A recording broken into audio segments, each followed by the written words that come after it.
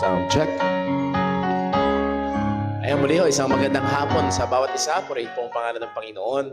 At salamat po sa bawat isang naririto, maging sa ating mga kasama online. Welcome po sa Sunday afternoon service. This is Jesus Christ Baptist Church. We praise and thank God sa natapos na gawain kayo ng umaga, maging sa ating naging celebration ng ating Family Sunday. And as we've been always doing, ay nagtitake picture tayo yearly. At nakakatuwang pagmasdan dito ho sa aming bahay, meron kaming frame, yung Family Sunday, naalala nyo ho, kasi March 2020, pandemic.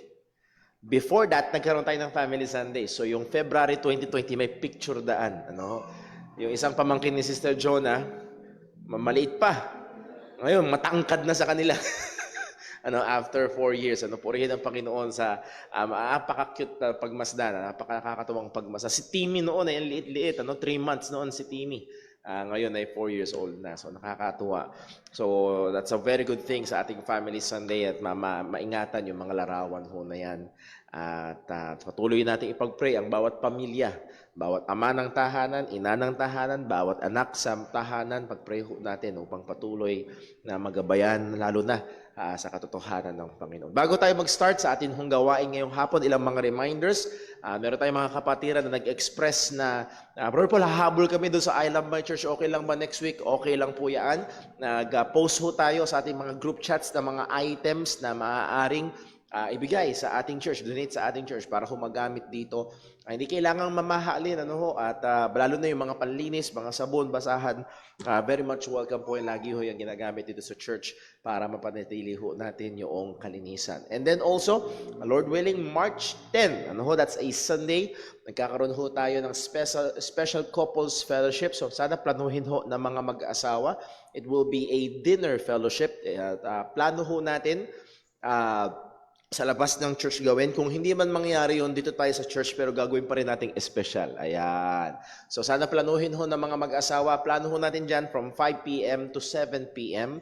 So medyo gagabihin tayo ng konti, pero hopefully ay maisama nyo ho yan sa pagpaplano sa araw na yon para ho sa ating couples dinner night date fellowship. Pinagsama-sama na. So pag-pray natin yan, maging bagay na memorable and also nakakaluwalhati sa ating Panginoon. And then also, Lord willing, this coming Sunday, first Sunday ng March, we'll have our Lord's Supper. And then ang ating mga young people ay full swing na ang preparation for camp, April 8, 9, and 10.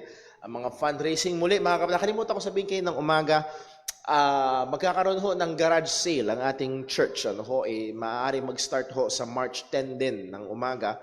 Dalhin nyo lang ho dito sa church. Pwede nang dalhin next week yung mga items na gusto nyong ibenta para ho, and again, lahat ng pagbebentahan ho niyaan ay pupunta ho sa pondo ng ating mga kabataan. Meron pa tayong mga natirang items ho dito mula pa the past few years, even before pandemic, ay meron pa rin ibebenta ho yan. At sabi nga ng iba, some people's trash are other people's treasure. Yung basura ng iba, kayamanan ng iba. At muli ho, isang napakagandang bagay ho yan, makakatulong ho sa ating mga kapatiran. Okay, so that covers our announcements and reminders. Mamaya ho, pagkatapos sa ating second service, we'll have our prayer meeting right after. At nawa ho ay patuloy tayong pagpalain at gawing matamis ng Panginoon ang ating fellowship sa isa't isa. With that, tayo ho ay dadako sa paghahanda sa pagsamba. Magkaroon tayo ng ilang sandali ng tahimik at personal na pananalangin. Hingin natin ang tulong, gabay, pagsiyasat ng Diyos sa atin upang tayo ay maghanda sa pagsamba sa Kanya. Let us pray.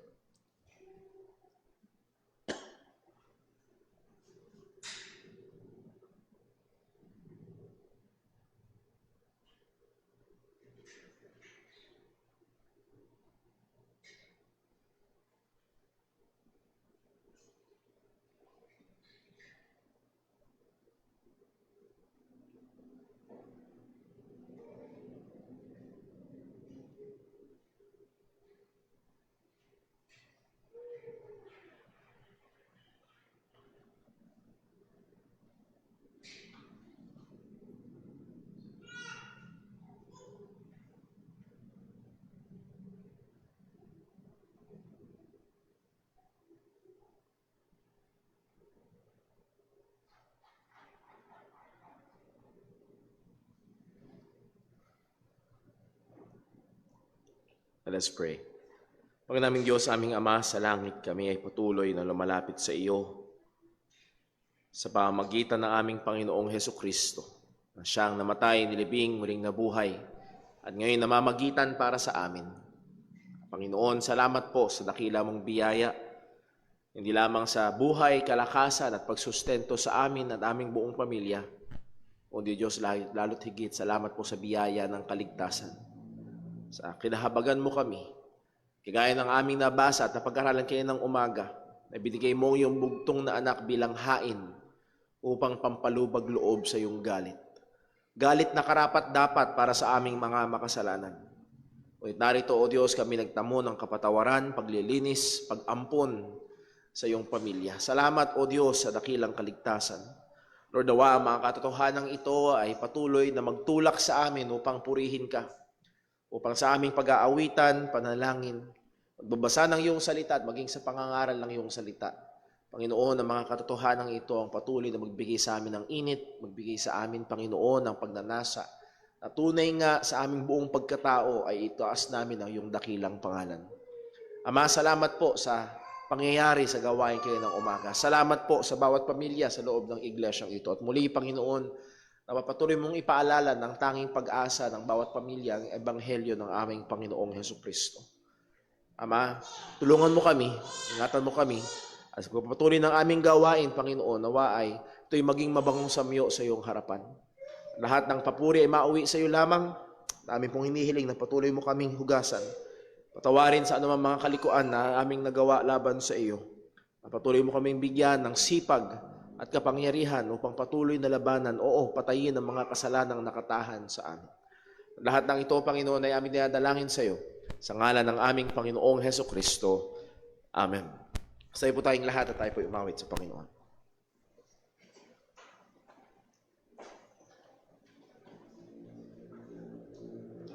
Tayo po yung mawit. Awitin po natin, A Shelter in the Time of Storm.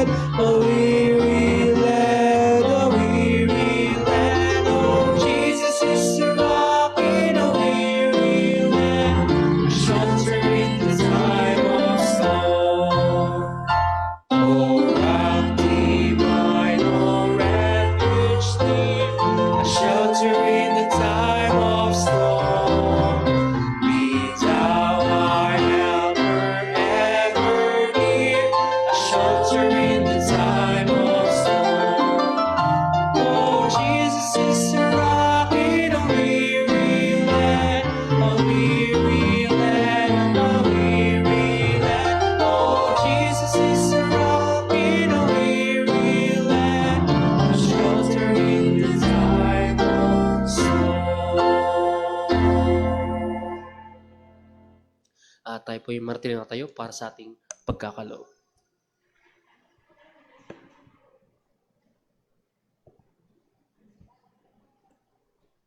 Magandang hapon po mga kapatid sa pananampalataya. Tayo po idadako na sa ating Bible passage for giving sa books of Corinthians, 2 Corinthians chapter 9 verse 6 to 8.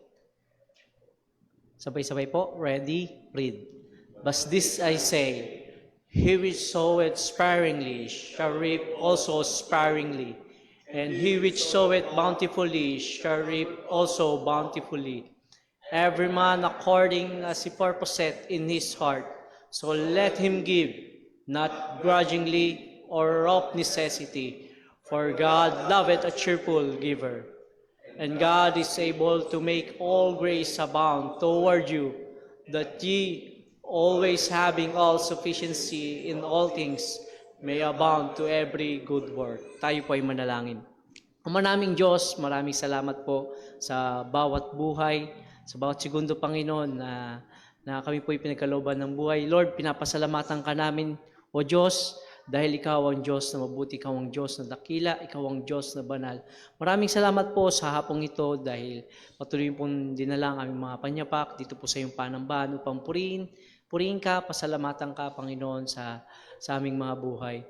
O Diyos, sa aming pagbibigay, maraming salamat po sa kalakasan, sa aming pagtatrabaho, Panginoon. Salamat o Diyos dahil pinagkatiwalaan niyo po kami ng salapi at maging mabuting katiwala po kami, Panginoong Diyos. Itama niyo po ang aming mga puso sa aming pagbibigay sa iyo sapagkat kayo po ang Diyos na nakakasaliksik, nakakatalos ng aming puso't isipan, Panginoong Diyos. Sa bawat salapi, Panginoon, na aming may bibigay, ay magkaroon po kami ng puso na may kagalakan, Panginoon.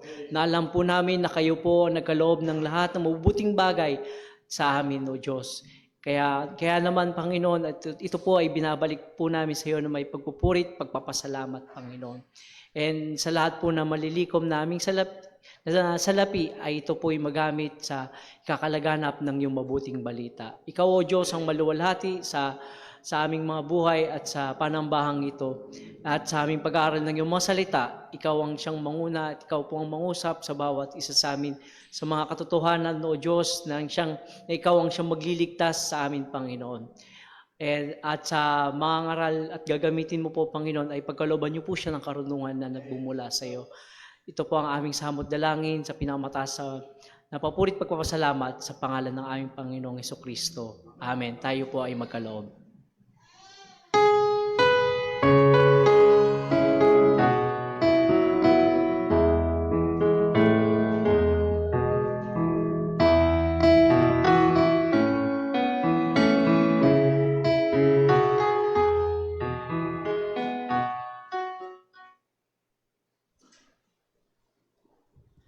Tayo po ulit tumawid sa Panginoon. Awitin po natin, I am resolved.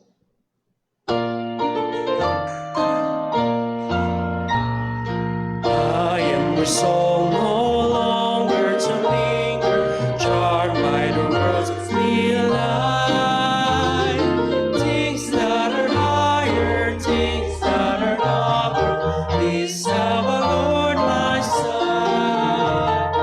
I will hasten to Him, hasten so glad and free. Jesus, greatest light, I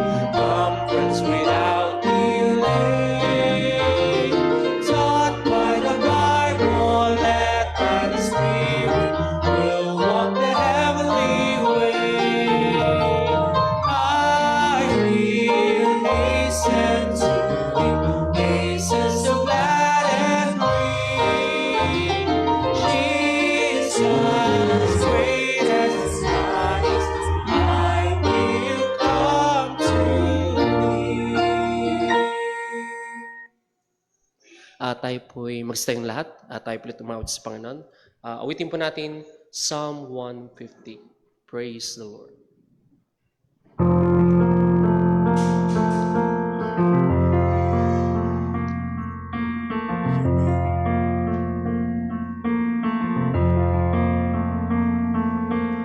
You made the starry oaks, you traced the mountain peaks, you paint the evening sky with wonders.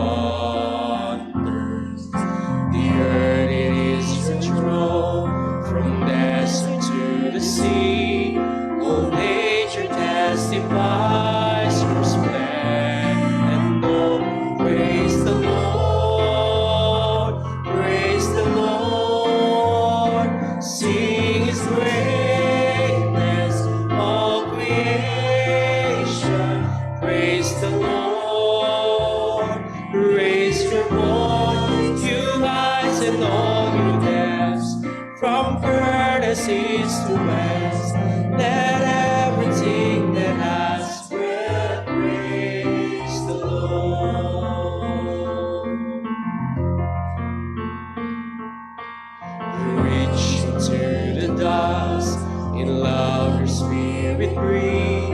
You form us in your very likeness.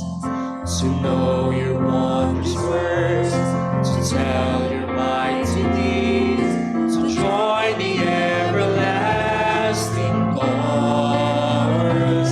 Praise the Lord, praise the Lord. Sing His greatness, all creation. Praise the Lord, raise your voice, you heights and all your depths.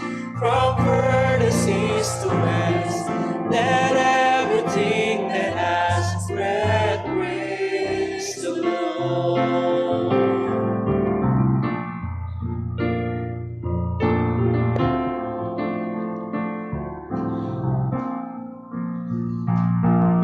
Let's sing with this resound, let drums and choirs ring out. All heaven hear the sound of worship. Let every nation bring its honors to the King. A roar of harmony is eternal. Praise the Lord, praise the Lord. Sing His greatness, all creation. Praise the Lord, raise your voice, you heights and all your depths. From furthest east to west, you distant burning stars, all creatures near and far, from sky to sea and shore, sing out forevermore. Let everything that has breath praise the Lord. Tayo po'y manatili lang tayo para po sa pagbasa po sa salita ng Diyos.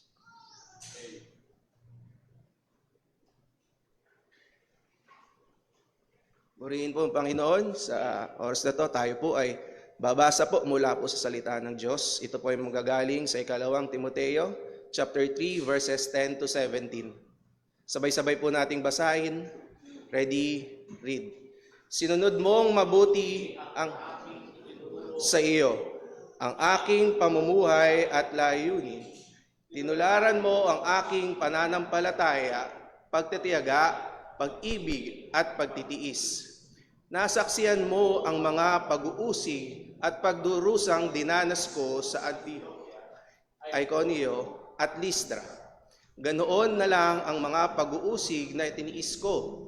Ngunit sa lahat ng ito ay iniligtas ako ng Panginoon. Totoo nga ang lahat ng ibig mabuhay bilang tagasunod ni Kristo Jesus ay daranas ng pag-uusig. Samantalang ang masasama at mandaraya ay lalong magpapakasama. Sila'y malilinlang at malilinlang.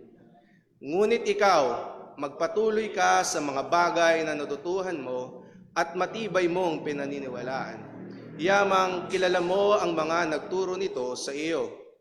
Mula pa sa iyong pagkabata ay alam mo na ang banal na kasulatan na nagbigay sa iyo ng karunungan upang matutuhan ang kaligtasang makakamit sa pamagitan ng pananampalataya kay Kristo Jesus. Ang lahat ng mga kasulatan ay inihinga ng Diyos at mapapakinabangan sa pagtuturo, sa pagsaway, pagtutuwid, at pagsasanay sa katuwiran, upang ang lingkod ng Diyos ay maging karapat-dapat at lubusang maihanda sa lahat ng mabubuting gawa. Purihin po ang Panginoon, tayo po ay magsiupo.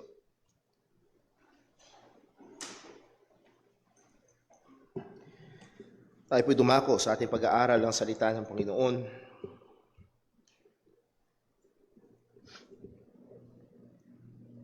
Kung merong isang establishmento na maaaring kinasanayan na ho ng maraming mga Pilipino na puntahan at pasyalan, at ang mga Pilipino ay mahilig mamasyal.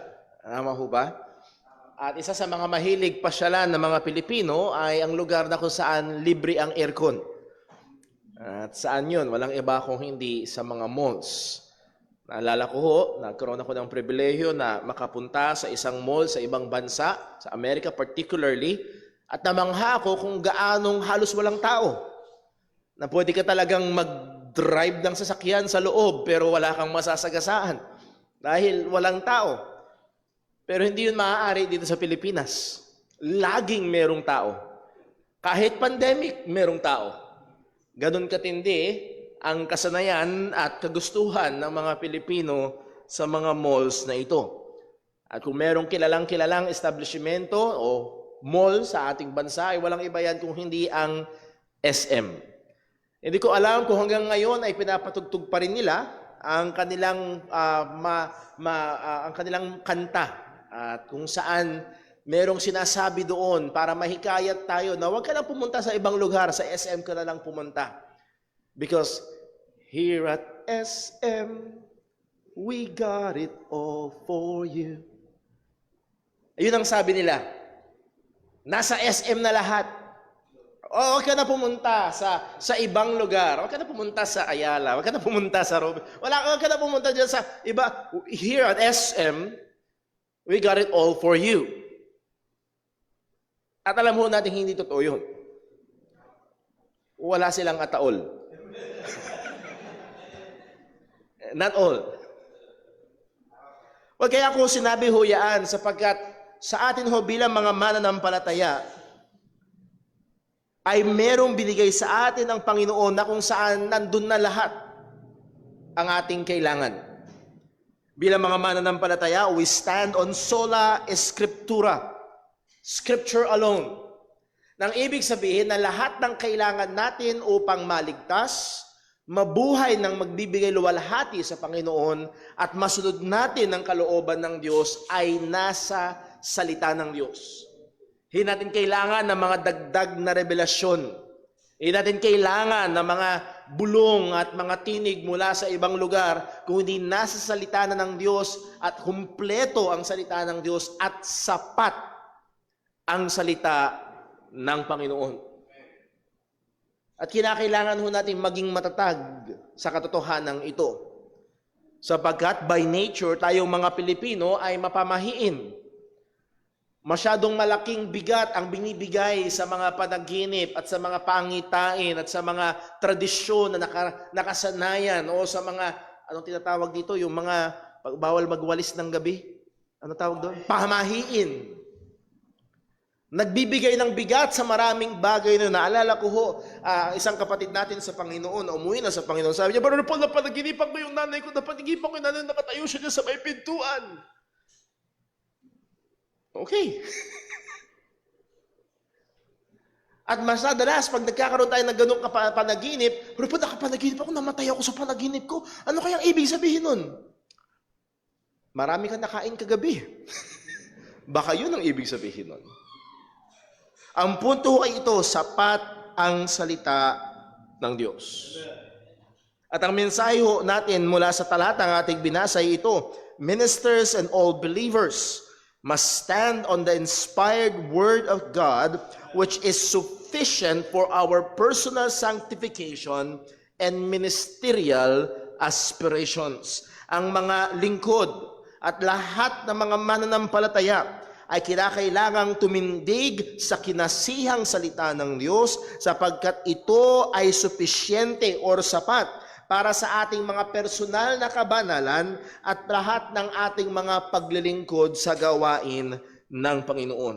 Bago tayo magpatuloy, tayo muna ay manalangin. Panginoon Diyos, aming Ama sa langit, salamat sa iyong salita na iyong pinagkaloob sa amin. Salamat po na ito ang basihan ng aming pananampalataya. Salamat, O Diyos, na hindi mo kami iniwan na walang liwanag. Hindi mo kami iniwan na walang direksyon. At salamat, Panginoon, sapagkat ang iyong salita ay sapat. Na matulungan mo kami, Panginoon, mapaalalahanan kami ng iyong mga katotohanan, magabayan at maitama kami. At kung meron mga maling paniniwala, O Diyos, gamitin mo ang iyong salitang makapangyarihan ngayon upang baguhin kami sa wangis ng aming Panginoong Hesukristo. At O Diyos, patuloy nawa ang iglesyang ito at bawat mananampalataya ay maging matibay sa katotohanan ito na sapat na ang iyong salita. Wala na kaming ibang pangangailangan pagdating sa aming pananampalataya.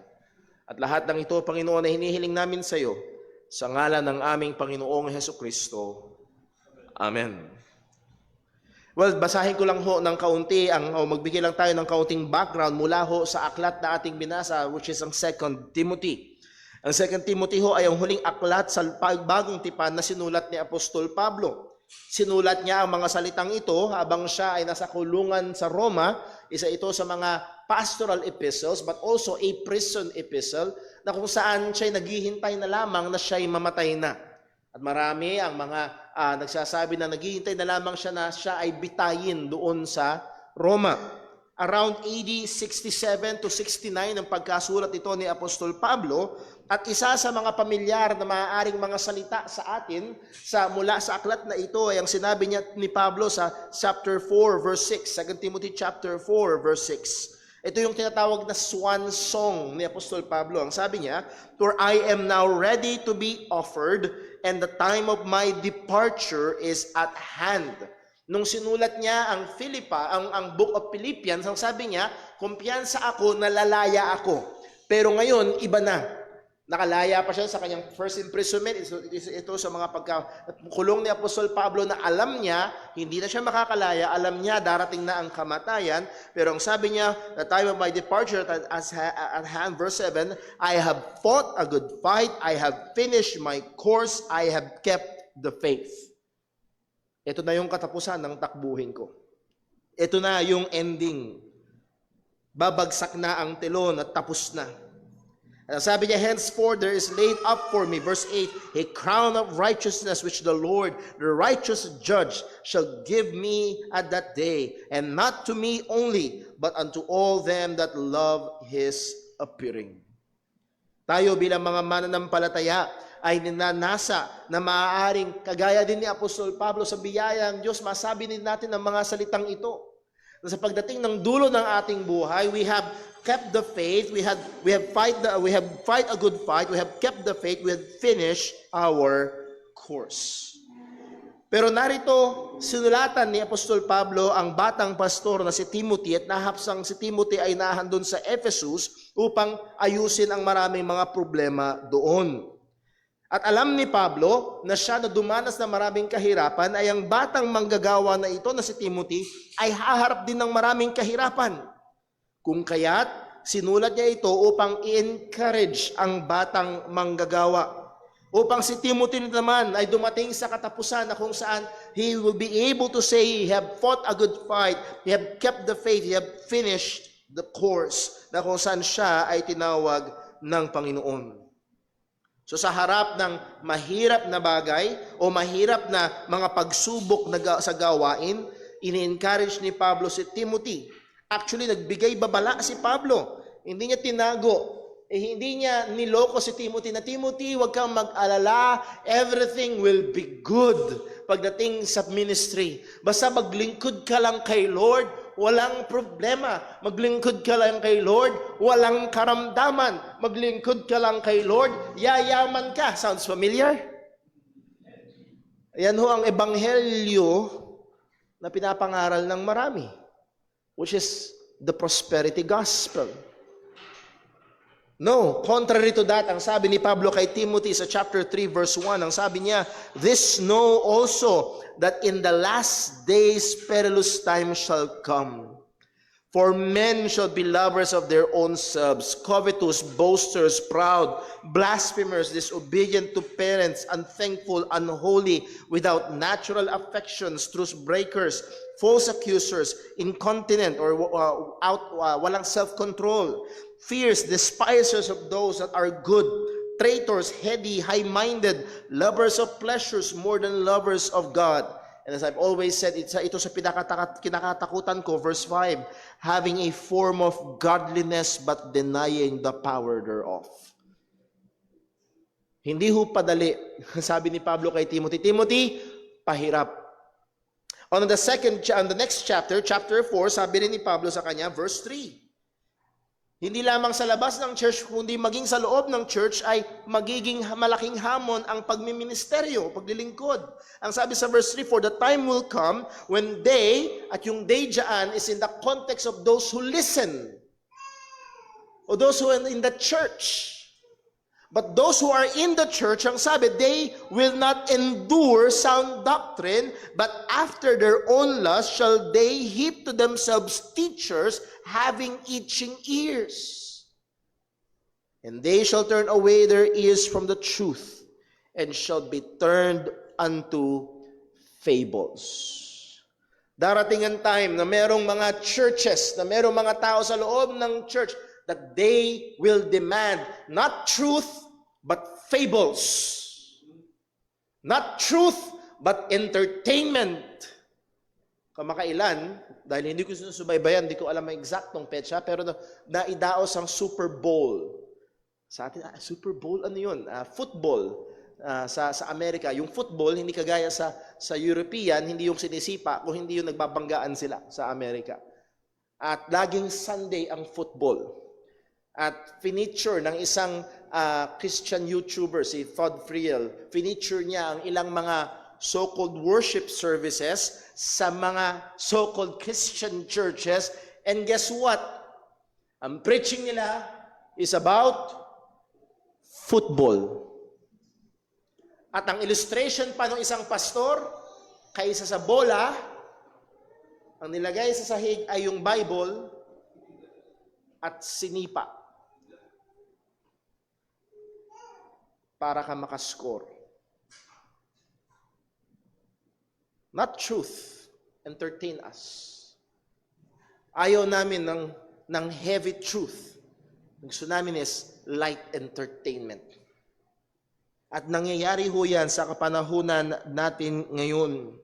At sa harapan ng patindi at patinding kahirapan ng naglilingkod sa Diyos sa konteksto ng ministeryo, tinuro ni Pablo ang batang manggagawa hindi sa 10 secrets of a successful ministry, hindi sa iba't ibang mga schemes and programs na pwedeng gawin para dumami ang tao sa church, kundi ifinocus, ika nga parang nagawa niya siguro sa mga anak ni Ho yun, yung bang, anak, tingin ka kay daddy, tingin ka kay daddy, tingin ka kay daddy. At ginawa ni Pablo kay Timothy, tingin ka sa salita ng Diyos. Dito ka aasa. Dito ka tutungtong. Ang sabi ni Pablo kay Timothy, 2 Timothy chapter 4 verse 1, "I charge thee therefore before God and the Lord Jesus Christ, who shall judge the quick and the dead at his appearing and his kingdom. Preach the word." Timothy, hihirap. Timothy, aayawan nila. Pero Timothy, preach the word. Patuloy mong ipangaral ang salita ng Diyos. Be instant in season, out of season, reprove, rebuke, exhort with all long suffering. At hindi lang yun, pagkatapos sabihin ni Pablo sa chapter 3 na in the last days perilous times shall come, ang sabi niya kay Timothy sa chapter 3 verse 14, "But continue thou in the things which thou hast learned and hast been assured of, knowing of whom thou hast learned them, Magpatuloy ka dito, Timothy. Huwag kang bibitaw dito. Huwag kang lalayo dito. And that from a child thou hast known the Holy Scriptures, which are able to make thee wise unto salvation through faith, which is in Christ Jesus. All Scripture is given by inspiration of God and is profitable for doctrine, for reproof, for correction, for instruction in righteousness, that the man of God may be perfect, thoroughly furnished unto all good works. Apat ho ang mga points na ating pag-aaralan ngayong hapon. Una, Scripture is sufficient for salvation. Pangalawa, Scripture is sufficient for ministry. Pangatlo, Scripture is sufficient for sanctification. And then pang-apat, Scripture is sufficient for all season or for all time. So tignan natin una, number one, Scripture is sufficient for salvation. Sapat, supisyente ang salita ng Diyos para sa kaligtasan. Ang sabi ni Pablo kay Timothy sa verse number 14, 2 Timothy chapter 3, but continue thou in the things which thou hast learned and hast been assured of, knowing of whom thou hast learned them. Please take note, ang unang salita sa verse 14 is that word but. Lagi kong pinopoint out huyaan. Bakit? Dahil gusto ko rin sana sa inyong pagbabasa, sa inyong personal na pagbabasa, pag-aaral ng Biblia, pag na-encounter niyo yung salitang but, subalit, ngunit, bagamat, it's a change of direction. So sana ma-detect niyo huyaan sa inyong mga personal na pag-aaral ng salita ng Diyos. Bakit? Ano ba yung contrast? Ibig sabihin, sa verse number 13, may sinabi si Apostol Pablo, ang sabi niya, but evil men and seducers shall wax worse and worse, deceiving and being deceived. Ang punto, ang mga masasamang tao, ang mga manggagawa at tagapagturo ng kamalian ay titindi at titindi pa. Pasama ng pasama pa. Sila ay nasa direksyon ng kamalian, magpapatuloy sa direksyon ng kamalian, at magsisigabo pa at lalo pang titindi sa direksyon ng kamalian. Magtutuloy-tuloy sila doon. But, ikaw, Timothy, ikaw na mananampalataya, continue thou in the things which thou hast learned. So kung sila, ang mga hindi mananampalataya, ay magpapatuloy sa kasinungalingan, ikaw, Timothy, magpatuloy ka sa katotohanan. Magtuloy-tuloy ka at lalo kang maging malakas sa katotohanan ng Panginoon. Now, ang sabi ng salita ng Panginoon, bakit niya kailangan magpatuloy dito? The things that thou hast learned of and has been assured. Ikaw ay natutunan mo ang mga bagay na ito, at nakatitiyak ka sa mga bagay na ito. You have come to assurance about the things that you have learned. Ibig sabihin, hindi ito borrowed conviction pagdating kay Timothy. Alala ko ho, laging paalala sa amin ng isang tagapagturo namin dati, don't stand on borrowed conviction. I hope, at yun din ang goal ko dito sa church, sana ho, yun ang paniniwala namin kasi sabi ni Brother Paul Ang goal ho natin, kaya natin pinag-aaralang seryoso ang salita ng Diyos. Hopefully, pag kayo sumagot sa nagtatanong sa inyo, hindi dahil yun ang sabi ni Brother Paul, kundi dahil yun ang sabi ng Biblia. At dito ang sabi ng salita ng Diyos kay Timothy, you have been assured of these things, Timothy. Nakatitiyak ka sa mga bagay na ito. At merong ilang dahilan. Una, ang sabi ni Pablo, knowing of whom thou hast learned them. Alam mo, kilala mo kung kanino mo natutunan ang mga bagay na ito. Hindi mo ito nakuha kung kani-kanino lang. Well, one of the means by which Timothy has learned and has been assured of the truth because of some certain people na sa providensya ng Panginoon ay ginamit ng Diyos upang hubugin ang early stage ng buhay ni Timothy, particularly ang kanyang nanay at ang kanyang lola. Si Timothy ho ay merong paganong tatay at merong Hudyong nanay. Okay? Kaya issue kay Timothy naging issue yan patungkol kay Timothy. So, sa madaling salita, para sa panahon natin ngayon, ang nanay ni Timothy ay nag-asawa ng hindi Kristiyano. parang ganun ang dating. Siya'y Hudyo, ang babae na nag-asawa ng hindi Hudyo. Ngunit kahit sa ganong kalagayan, makikita ho natin dito na ang lola at ang nanay ni Timothy ay hindi nagpabaya na ituro sa kanya ang pananampalataya. Ang sabi sa verse 5 ng chapter 1 ng 2 Timothy 1:5, when I call to remembrance, sabi ni Pablo, pag inaalala ko, the unfeigned faith that is in thee, yung walang daya, yung hindi mahinang pananampalataya na nasa sayo. At ang sabi ni Pablo, which dwelt first in thy grandmother Lois and in thy mother Eunice, and I am persuaded that is in thee also. Nauna ang iyong lola, and then ito rin ay pananampalataya ng iyong nanay. At gayon din, ito, ako ay sigurado, Timothy, na nasa sayo. So makikita ho natin dito ang napakagandang larawan ng mga magulang na sumusunod sa inutos ng Diyos, na kung saan from Deuteronomy chapter 6 verse 4 and sumusunod, na sinabihan ng Panginoon ng mga magulang na Hudyo na itanim sa kanilang mga anak ang katotohanan, ang mga kautusan patungkol sa Panginoon. At hindi ito pinabayaan ni Lola Lois. Hindi ito pinabayaan ni Mami Eunice. At ito'y matyagang itinuro kay Timothy. At nakita ito, na itanim to kay Timothy, nakagisna nito ni Timothy at nakumbinsi si Timothy sa mga katotohanan na ito na kanyang narinig mula sa kanyang lola at sa kanyang ina. Now, hindi lang iyon, kundi maging kay Apostol Pablo mismo. Mula pa sa kabataan ni Timothy, si Pablo ay dumating sa kanila sa gusto kong sabihin na nasa Philippi si Timothy, kundi man nasa Lystra yata, kung hindi nagkakamali ng tanda. Pero dumating si Pablo at nabalitaan niya merong isang binata na well-recommended na mga kapatiran at walang iba yun kundi si Timothy at sinaba niya sa ministry. So as maybe an early teen or a late teenager ay kasama ni Pablo sa paglilingkod itong si Timothy at lagi niyang napapakinggan si Pablo na pagmasdan niya ang buhay, ang gawain ng apostol na ito. Kaya ang sabi niya sa verse 10 ng 2 Timothy chapter 3, 2 Timothy 3:10, but thou hast fully known my doctrine. Thou hast fully known my doctrine. Hindi lang yun.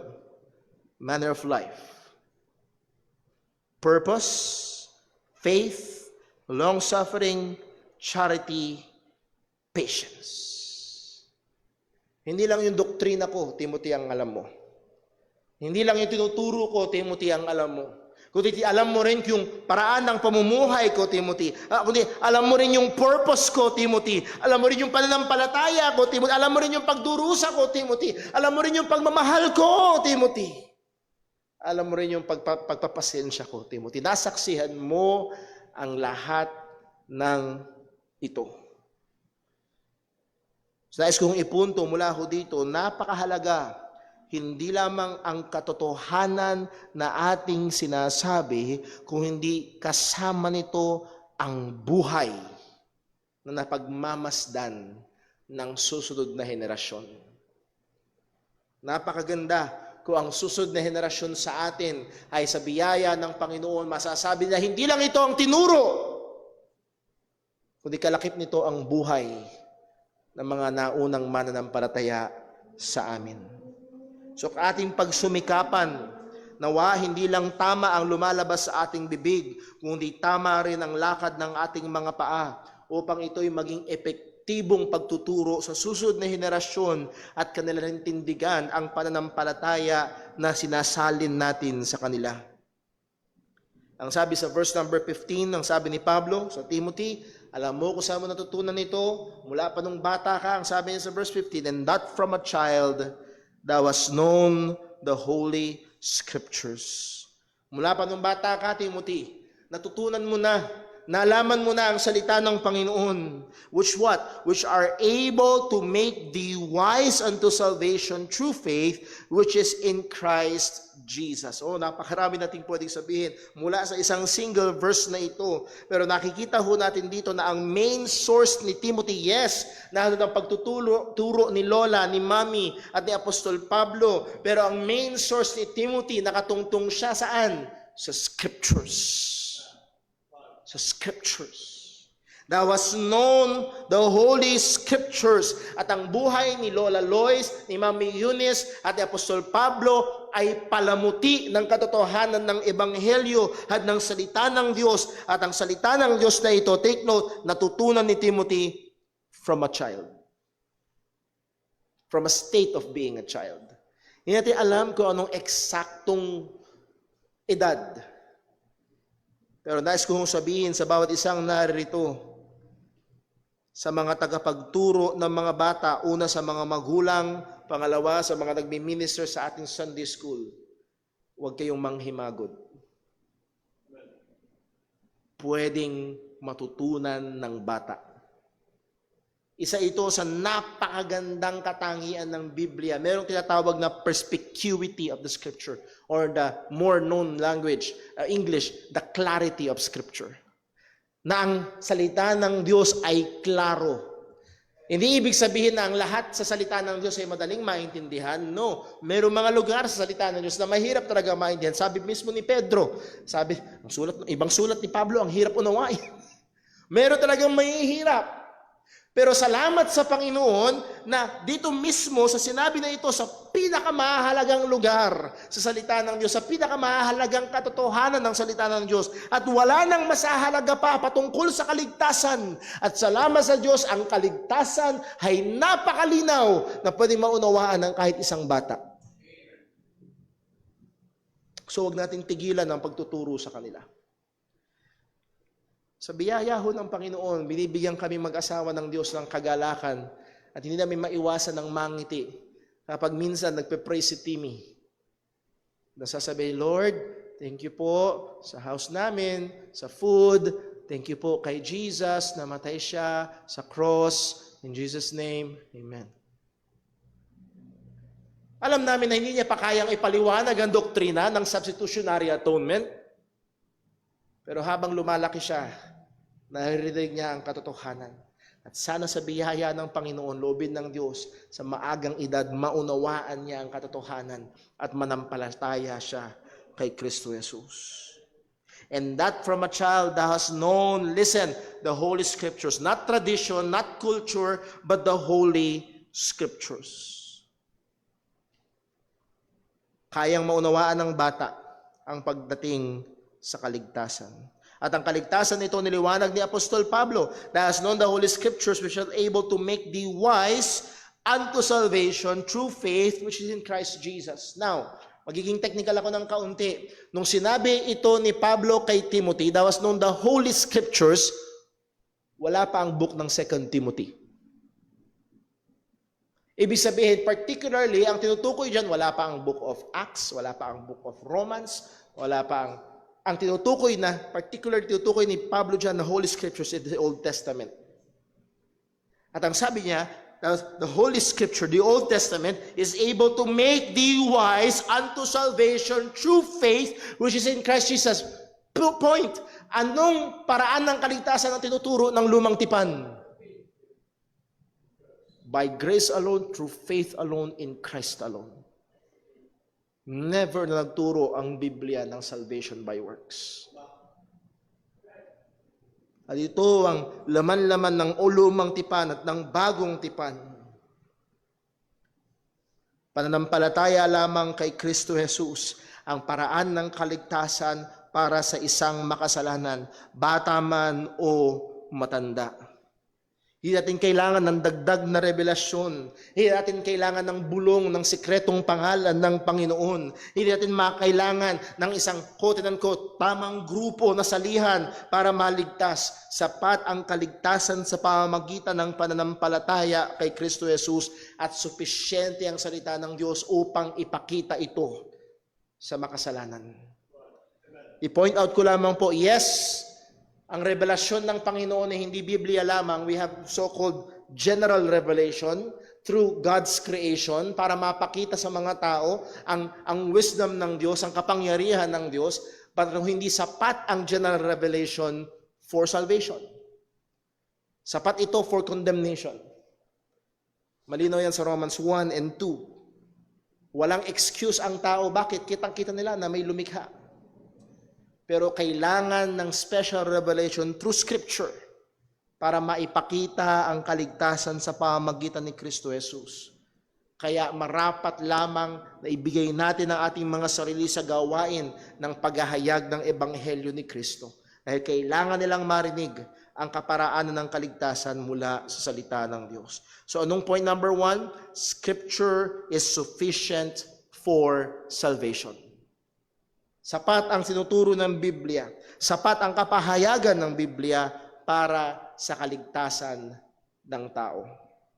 Pangalawa, Scripture is sufficient for ministry. Scripture is sufficient for ministry. Verse number 16. Sabi ni Pablo kay Timothy, all Scripture is given by inspiration of God and is profitable for doctrine, for reproof, for correction, for instruction in righteousness. Dito sa text na ito, dito sa verse na ito, ay makikita natin ang isa sa pinakamahalaga at klarong teksto sa Biblia patungkol sa inspiration ng salita ng Diyos. At pag sinabi natin inspiration ng salita ng Diyos, hindi katulad yan ng mga kabataan ngayon, I feel inspired. Hindi yun. Ang ibig sabihin ng inspiration ay hindi rin breathe in, hindi hiningahan, kundi ang better na understanding or ang right understanding ng inspiration ay to be breathed out by God. Inihinga ng Diyos. Isang magandang text sa Matthew 4 verse 4, hindi lamang sa tinapay nabubuhay ang tao, kundi sa bawat salita na lumalabas sa bibig ng Panginoon. So ang punto hindi nagsulat si Pablo, then yung sulat ni Pablo, kinuha ng Diyos din, hiningihan niya. Hindi yun. Kundi mangyayari doon, ito'y produkto ng tao na hinayjack lang ni Lord. No, ang punto nito, all Scripture is given by inspiration of God. Inihinga talaga ng Diyos. Produkto talaga ng Panginoon. At ginamit niya ang mga tao para maisulat ito. So yes, we must be convinced that this is truly God's Word. At ito ay sapat para sa paglilingkod natin, para sa ministeryo, particularly ni Timothy bilang isang pastor, at gayon din sa atin bilang mga mananampalataya na binigyan ng kaloob ng Diyos na inaasahan na maglilingkuran sa isa't isa, particularly sa konteksto ng lokal na iglesia. At saan daw ito profitable? Ang sabi ng salita ng Diyos, it is profitable for reproof, for doctrine, for reproof, for correction, for instruction in righteousness. That word profitable meaning it's serviceable, meaning it's useful, it's helpful, it's beneficial. Ito ay kapaki-pakinabang para saan? For doctrine. Ibig sabihin for teaching, for communicating instruction patungkol sa katotohanan at kalooban ng Diyos. At hindi ba karamihan sa ating ministeryo ay nakatuon dito? Para ma-dispense, para maibahagi, para maiparating ano bang katotohanan ng Diyos, ano ba ang kalooban ng Diyos. Hindi ba ito ang bilin ng Panginoon sa iglesia pagkatapos sila ay manampalataya sa Ebanghelyo at sumunod sa tubig ng bautismo, teaching them to observe all things whatsoever I have commanded you.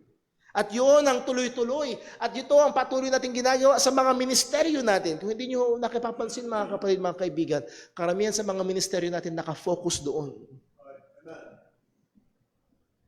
Pero hindi lamang yun.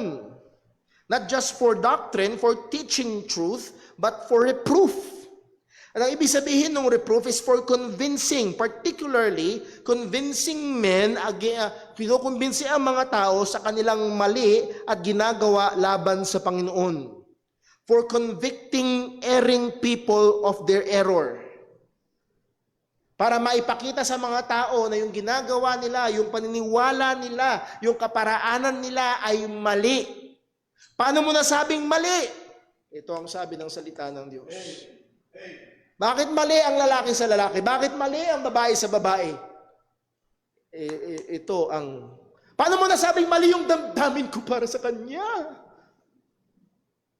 Dahil ito ang sabi ng salita ng Panginoon. For reproof.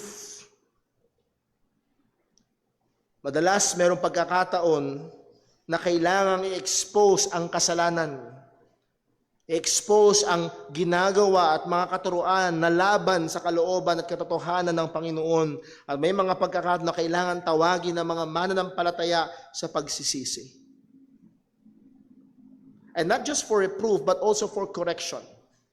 Ang ibig sabihin ng word na correction, for restoration, for reformation, for improvement of life or character. Kung kanina, for reproof, it's more on parang negative, mali yan. Yung correction, ito yung tama. Ito dapat. Positive. Hindi natin sasabihin sa kanila kung ano ang, hindi lang yung kung ano ang mali, kundi papakita rin natin sa kanila kung ano ang tama at maganda at kaluwalhati na kalooban ng Panginoon. Pero hindi lang doon natatapos. For instruction in righteousness. Or sa ibang salin, for training in righteousness. Ang punto, muli, balik tayo doon sa Great Commission, teaching them to observe. At yung observe doon ay hindi, obserbahan ko nga. Hindi yun. Ang observe doon ay gawin. Hindi ho namin layunin bilang mga pastor, bilang mga ngaral, na bigyan lang kayo ng impormasyon. Okay, ito ang doktrina, tapos na. Mas madali na mag-print and then, okay, take home, basahin nyo sa bahay. Isa ho sa malaking pagkakaiba ng preaching ay meron itong pressure na kung saan meron dapat mabago, meron dapat gawin at binibigyan ng instruction ng mga mananampalataya na para ganito ang kaparaanan. Instruction in righteousness, in applying yung mga katotohanan ng Diyos na natututunan. So be it in the public ministry of teaching and preaching, or in the personal ministry of counseling, Scripture is sufficient in ministry. Sapat ang salita ng Diyos.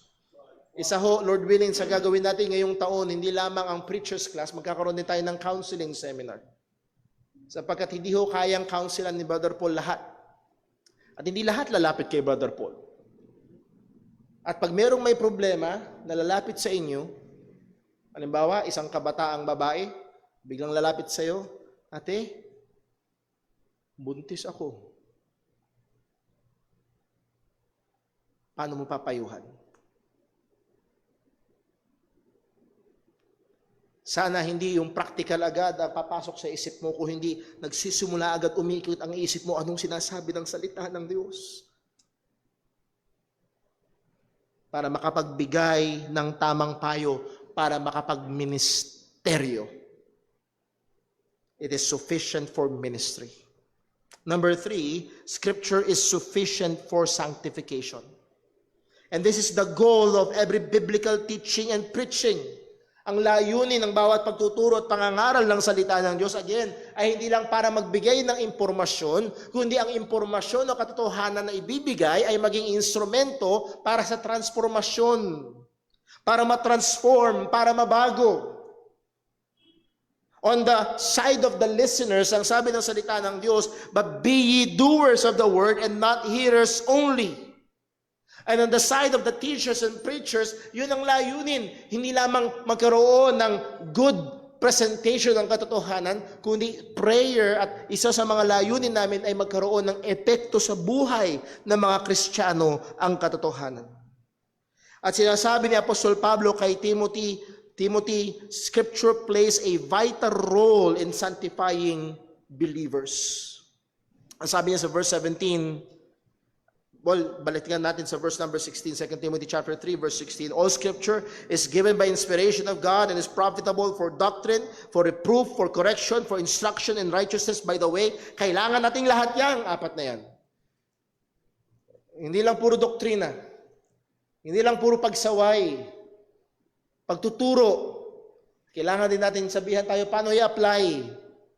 At ano ang magiging lundon yan? Verse number 17, that the man of God may be perfect, thoroughly furnished unto all good works. Now, sabi sa verse 17, that the man of God, again, primarily ang tinutukoy ni Pablo ay si Timothy bilang lalaki ng Diyos, bilang lingkod ng Panginoon. Pero in application, it extends to all believers, lahat ng mga mananampalataya. upang ang lahat ng mga mananampalataya may be perfect, thoroughly furnished unto all good works. Ang better ho na translation dyan, furnished completely to perform all good works. Upang tayo ay equipped na mainam, kumpleto, para tayo ay maging able na gawin ang lahat ng mabuti, ibig sabihin upang magawa natin ang kalooban ng Diyos. So ang salita ng Diyos ay sapat para tayo ay turuan. Ang salita ng Diyos ay sapat para tayo ay tulungan sa ating paglago sa pananampalataya, sa ating pag-usad sa kabanalan. Anong panalangin ng ating Panginoong Yesus sa John 17:17? Sanctify them by thy truth. Thy word is truth. Bakabalin mo sila ng iyong katotohanan. Ang salita mo ay katotohanan. God's primary tool of sanctification is the Word of God. At lahat ng mga nakapaligid dito, ang ating fellowship, ang ating lahat ng mga activities, it's just by the outworking of God's Word para ma-apply sa ating mga buhay. Now, yes, hindi lahat ng bagay ay nasa salita ng Diyos. Nasa ng YouTube sa salita ng Diyos. Nasa ng internet, nasaan ng electric car? Ano ba ang a traditional combustion engine or electrical engine? Ano ba ang biblical? Hindi mo pwedeng puntahan sa Tesla chapter 3 verse 4. Walang ganon. Hindi lahat ng bagay nasa salita ng Panginoon, ngunit ang lahat ng katotohanan at kautusan at mga prinsipyo na dapat gumabay sa ating pang-araw-araw na buhay at sa lahat ng issue na pwede at hinaharap ng lahat ng mga mananampalataya ay nasa Biblia. May mga katotohanan sa Biblia na pwede nating tignan, na pwedeng gumabay sa atin.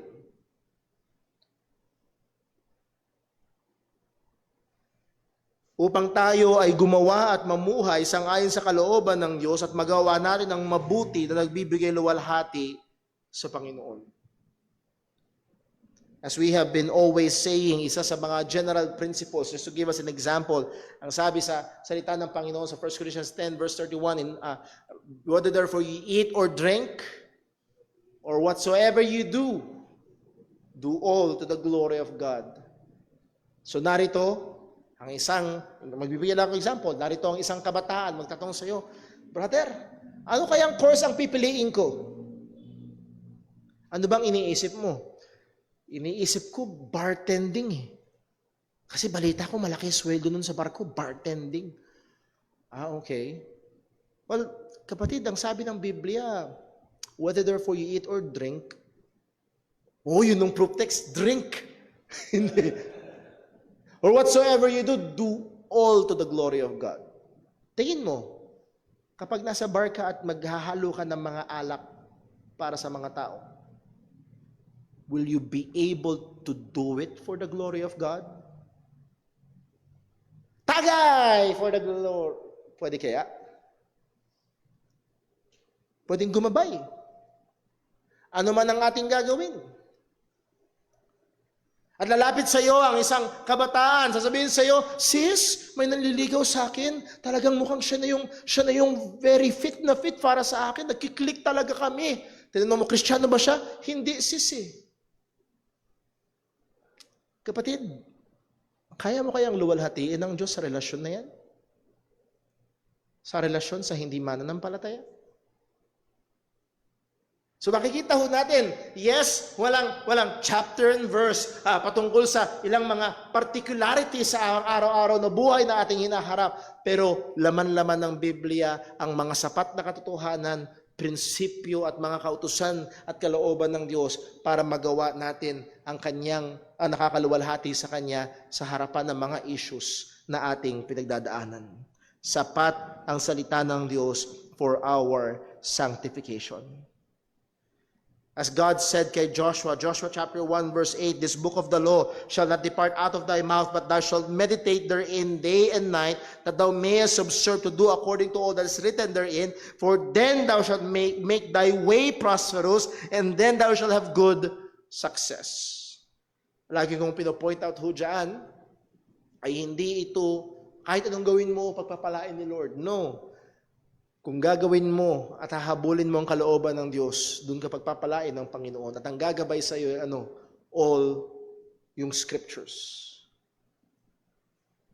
So bilang asawang lalaki, bilang asawang babae, bilang empleyado o bilang nagpapatrabaho, bilang estudyante, Scripture is sufficient to completely equip us to do good, to accomplish God's will. Kung gusto mong maging nanay na nakakaluwalhati sa Diyos, sapat ang salita ng Diyos. Kung gusto mong maging mister na nakakaluwalhati sa Diyos, sapat ang salita ng Diyos. Kung gusto mong maging estudyante na nakakaluwalhati sa Diyos, sapat ang salita ng Panginoon. It is able to equip us unto all good works. And lastly, dito tayo matatapos, number 4, Scripture is sufficient for all season. Kinote natin kanina mula sa 2 Timothy chapter 4 verse 2, preach the word, be instant in season, out of season, reprove, rebuke, exhort with all long suffering. Sa lahat ng kapanahunan, sapat ang salita ng Diyos. It will never be, anong tamang salita? It will never be outdated. Meron pang isang salita na wala sa isip ko, hindi antique. Ang tamang salita? Obsolete. That's the word. Kailanman hindi magiging obsolete ang salita ng Panginoon. Relevant ito 300 years ago, relevant pa rin ito hanggang ngayon. Relevant ito kay Joshua a few thousand years ago, relevant pa rin ito hanggang ngayon. Meron kaming naging tagapagturo, ang sabi niya, isa sa mga katangian ng Biblia is it's always fresh. Wala pagkakataong bilasa ang salita ng Panginoon. At ang sabi ni Pablo, magbabacktrack tayo ng konti sa verse 14. Ang sabi niya, Timothy, madami kang haharapin na makahirapan. Timothy, pasama ng pasama ang panahon. Timothy, hindi magiging madali. Pero ang sabi niya sa verse 14, 2 Timothy 3 verse 14, but continue thou in the things which thou hast learned. Magtuloy-tuloy ka. Sila ay magtutuloy-tuloy sa kasamaan. Timothy, magtuloy-tuloy ka sa katotohanan ng Diyos. Magtuloy-tuloy ka sa mga salita ng Diyos. At dumating ka man sa bandang dulo ng iyong ministeryo, tuloy-tuloy pa rin. And guess what? Ito pa rin ang katotohanan sa atin. In 2024, continue sa salita ng Diyos. Why? It is sufficient for all time. Yes, maaaring merong ilang mga cultural things na nagbabago sa mga kapanahunan.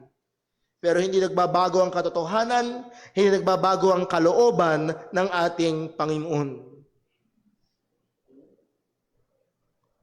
Kailangan natin panatilihin ang librong ito. Kailangan natin panatilihin ang salita ng Diyos na sentro ng ating mga buhay, sentro ng ating mga pamilya, at sentro ng ating iglesia.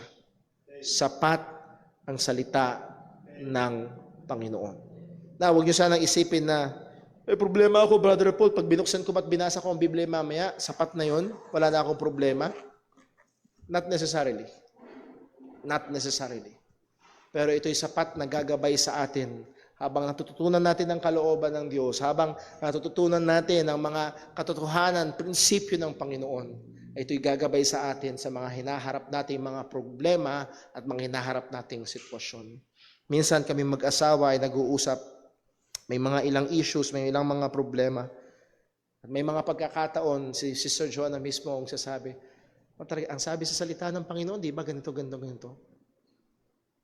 Sapat ang salita ng Diyos para gumabay. At I hope yun ang usapan ng mga mag-asawa. May problema, pero Ito ang sabi ng salita ng Panginoon. Ito ang sabi ng salita ng Panginoon. At napakaganda. Nahandon ang ating konbiksyon sa katotohanan na sapat ang salita ng Panginoon. Sa ating personal na buhay, sa ating paglilingkod, sa lahat ng panahon. Let's pray. Panginoon Diyos, aming Ama sa langit, nakakamangha ka, Panginoon. Lord, ang mga sinulat ng mga tao noong unang panahon ay nagiging obsolete. Kahit ang sinulat ng ilang mga tao na napakadunong at napakadakila sa mata ng mundo ay naluluma. Pero ang salita, O Diyos, ay hindi. Ang iyong salita ay nanatiling sapat. Salamat, Panginoon, sapagkat sapat ang pagtuturo nito sa kaligtasan. Sapat ang pagtuturo nito sa kabanalan. Sapat ang pagtuturo nito sa paglilingkod. At sapat ito sa lahat ng panahon. Muli, O Diyos, tulungan mo nawa kami na patuloy na magbigay ng panahon na maging tapat sa disiplina ng pagbabasa, pag-aaral at pagbubulay ng iyong salita. At nawa, O Diyos, patuloy mong gamitin ito upang banalin ang iyong mga mananampalataya, upang ingatan ang iyong iglesia, upang turuan, hamunin ang iyong mga manggagawa. O Panginoon, salamat po sa iyong salita. Hindi ito kayang gawin ng tao. Kundi hanggang ngayon, Panginoon, namamangha kami sapagkat ito'y pruweba na tunay nga ang lahat ng salita sa aklat na to ay iyong inihinga. Salamat po, O Diyos. Dagdagan mo ang aming pananampalataya sa iyong salita. Dalangin namin ito sa ngalan ng aming Panginoong Hesukristo. Amen.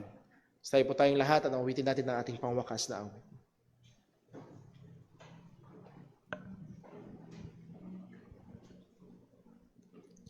Tayo po mawit. Awitin po natin, Great is Thy Faithfulness.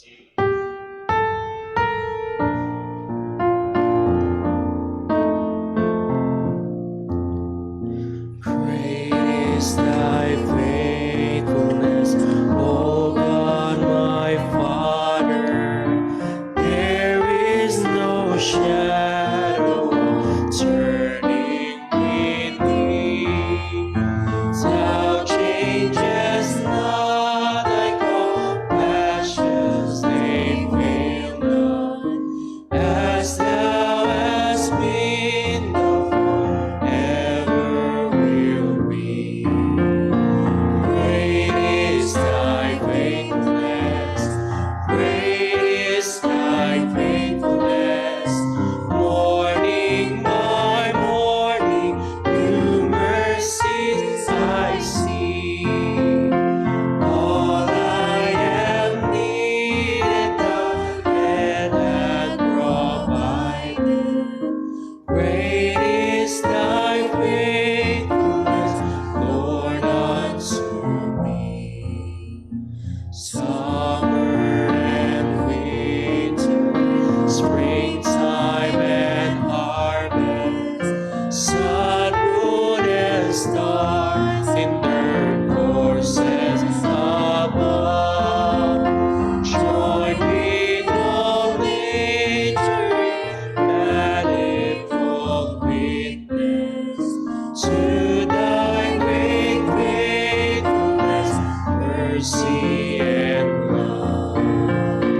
Great is Thy faithfulness, great is Thy faithfulness.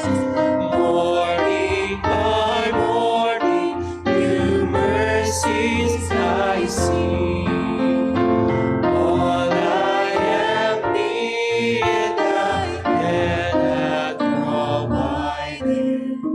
Great is Thy faithfulness, Lord, unto me. Amen. Purihin po ang Panginoon tunay, dakila ang kanyang katapatan at naraking salamat sa Panginoon sa kanyang salita na sapat para sa atin. At sa ating paghiwa-hiwalay nawa ang pag-ibig ng ating Ama, ang biyaya ng ating Panginoong Kristo at ang kapangyarihan ng Banal na Espiritu sa bawat isa sa atin at patuloy tayo maging tagapaghayag ng ebanghelyo ng kaligtasan. Maraming salamat po. Magandang hapon. Dito nagtatapos ang ating gawain. After ho ng 10 minutes ay magsisimula ho ang ating home prayer